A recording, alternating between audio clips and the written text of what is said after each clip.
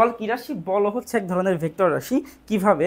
যদি এখান থেকে একটু দেখো ভালো করে, যে একটা লোক একটা পাথরকে কি করতেছে, ধাক্কাচ্ছে এবং একটা নির্দিষ্ট দিকে ধাক্কাচ্ছে, পাথরকে যে ধাক্কাচ্ছে একটা নির্দিষ্ট দিকে ধাক্কাচ্ছে। তার মানে আমরা বলতে পারি যে বল মেনলি হচ্ছে একটা ভেক্টর রাশি এবং এইটা হচ্ছে একটা, তাকে প্রকাশ করতে হলে কি লাগবে? মানও লাগবে, দিকও লাগবে। আমরা জানি যে বলের যে সূত্র সেটা কি ছিল?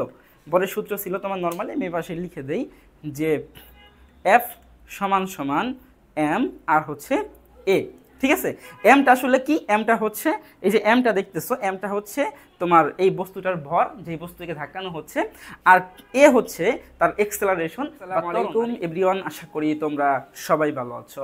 সো এই ভিডিওতে আমরা ভেক্টর রাশি নিয়ে আলোচনা করব। তোমরা জানো যে ভেক্টর রাশির সংজ্ঞা থেকে যেই সকল রাশিকে প্রকাশ করতে হইলে মান এবং দিক দুইজনেরই প্রয়োজন হয়, তাদেরকে কিন্তু আমরা কি বলি? তাদেরকে আমরা মেনলি ভেক্টর রাশি বলে থাকি। ওকে, সো এই ভিডিওতে আমরা এই ভেক্টর রাশিগুলা ভিজুয়ালাইজের মাধ্যমে কি করব? দেখার চেষ্টা করব। ওকে, সো চলো প্রথমে আমরা জানি যে সরণ হচ্ছে একটা ভেক্টর রাশি। তো সরণ বোঝানোর জন্য দেখো এখানে একটা এক্সাম্পল নিয়ে আসছি। তুমি যদি একটু খেয়াল করো, আমি একটা আগে লাঠি তৈরি করে নিই তোমাদের বোঝানোর জন্য। ওকে, সো এটা হচ্ছে আমার লাঠি। সো তুমি যদি একটু খেয়াল করো, একটু বড় করি লাঠিটা। সো একটু খেয়াল করলে দেখবা যে এই যে পয়েন্ট, এই পয়েন্ট থেকে এই যে একটা গাড়ি কি করতেছে, সে কিন্তু এই পথে চলতেছে। ঠিক আছে, সে হচ্ছে তার দিক পরিবর্তন করে যাচ্ছে এবং সেম পয়েন্ট থেকে আরও একটা গাড়ি সে সোজা সেম পয়েন্টেই চলে যাচ্ছে। এখানে কিন্তু পয়েন্টটা সেম।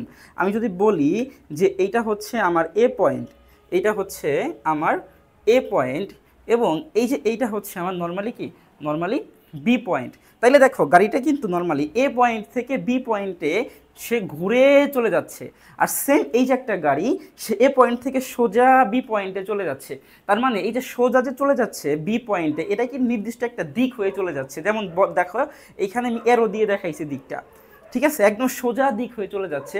সো এইটাকে মিললে আমরা বলি হচ্ছে সরণ।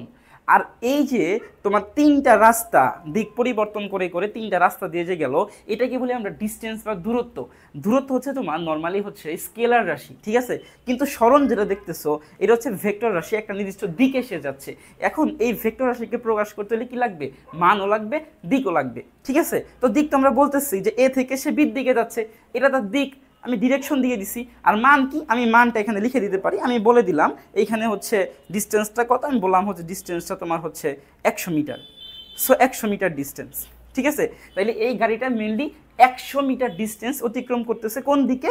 এ থেকে বির দিকে। তার মানে বলতে পারি এটা একটা সরণ, এবং সরণ হচ্ছে কি? একটা কি রাশি? একটা হচ্ছে ভেক্টর রাশি, যাকে প্রকাশ করতে আমাদের মান এবং দিক দুইটাই লাগে। ওকে, আই থিঙ্ক তোমাদের সরণ জিনিসটা ক্লিয়ার, যে একটা ভেক্টর রাশি।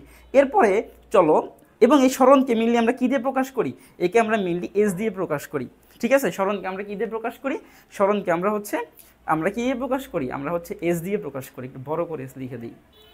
ওকে, আচ্ছা, সো এরপরে চলো আমরা চলে যাব হচ্ছে তোমার বেগের কাছে।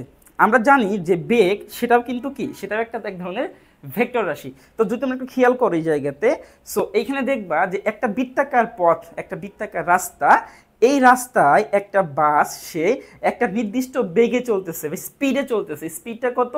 60 metre per second square, 60 metre per second, sorry square না। এই স্পিডে কি করতেছে? এই গাড়িটা কিন্তু চলতেছে এবং দেখো ডিরেকশন কিন্তু বারবার চেঞ্জ হচ্ছে। এই যে ডিরেকশন, গাড়ির ডিরেকশন কিন্তু কি হচ্ছে? চেঞ্জ হয়ে যাচ্ছে। তার মানে এইটাকে আমরা কি বলতে পারি? এটা হচ্ছে বেগ। আর বেগ কি? বেগ হচ্ছে এক ধরনের ভেক্টর রাশি। ঠিক আছে, বেগের সংজ্ঞাতে কি ছিল? বেগের সংজ্ঞাতে ছিল যে আমরা বেগকে মেনলি ভি দিয়ে প্রকাশ করি, এটা হচ্ছে ভি। বেগের সংজ্ঞাতে ছিল যে সময়ের পরিবর্তনের সাথে অবস্থানের পরিবর্তন, সময়ের সাপেক্ষে অবস্থানের পরিবর্তনকে আমরা কি বলি? বেগ বলি। এবং বেগকে প্রকাশ করতে হইলে তোমার কি লাগে? তার একটা স্পিডও লাগে, তার একটা মান লাগে এবং তার দিকও লাগে, তার দিক পরিবর্তন হচ্ছে। ওকে, তার মানে আমরা জানি বেগের একটা সূত্র যে s equal v cos to হচ্ছে তোমার নর্মালি কি জানি? S by t. V cos to s by t, এইটা হচ্ছে বেগের সূত্র।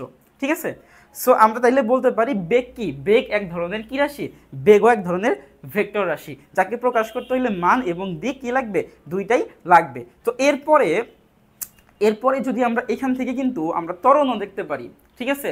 ত্বরণ কি? ত্বরণও এক ধরনের ভেক্টর রাশি, তাই না? তো ত্বরণ কি হয়? ত্বরণ হচ্ছে মেইনলি তোমার বেগ বৃদ্ধির পরিবর্তনের হারকে আমরা ত্বরণ বলে থাকি। সো তো যখন বেগ তোমার হচ্ছে বৃদ্ধির পরিবর্তন হয়, এটা আমরা ভিজুয়ালাইজ দেখতে পারবো, সমস্যা নেই। আমি এখান থেকে জিনিসটা একটু বোঝানোর চেষ্টা করতেছি। এই যে গাড়িটা, এই গাড়িটার তোমার যদি এই বেগ বৃদ্ধির পরিবর্তন হয় তাহলে এখানে ত্বরণ পাওয়া যাবে। তার মানে ত্বরণকে যদি আমি বুঝাইতে চাই তখনও কিন্তু আমার কি লাগবে? আমার ডিরেকশন লাগবে এবং আমার কি লাগবে? আমার হচ্ছে মান লাগবে। এই জন্য আমরা বলতে পারি ত্বরণ একটা কি রাশি? ত্বরণ একটা হচ্ছে ভেক্টর রাশি, ঠিক আছে। সো এরপরে চলো আমরা দেখব হচ্ছে তোমার বল।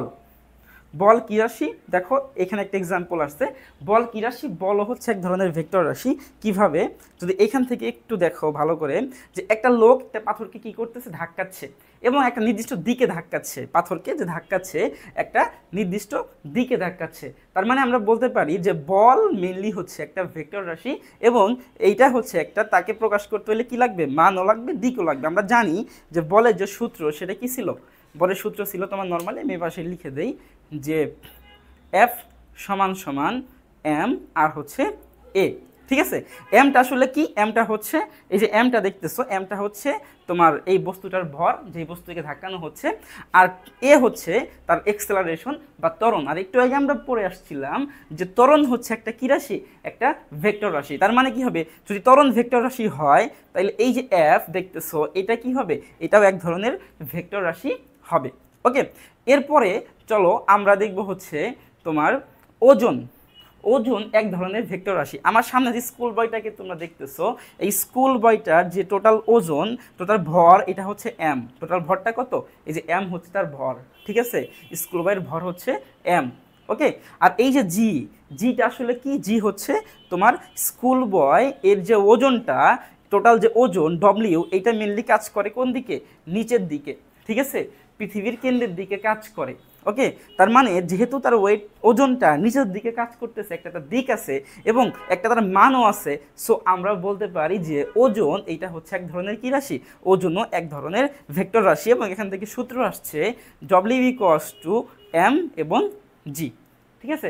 সো এই ভিডিওতে আমরা মেনলি হচ্ছে সরণ, বেগ, ত্বরণ, বল এবং ওজন, এই পাঁচটা যে ভেক্টর রাশি, এইটা আমি তোমাদের ভিজুয়ালাইজের মাধ্যমে দেখানোর চেষ্টা করলাম।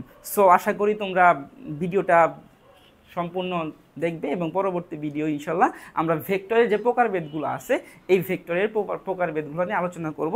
সেই পর্যন্ত সবাই ভালো থাকবে। আসসালামু আলাইকুম।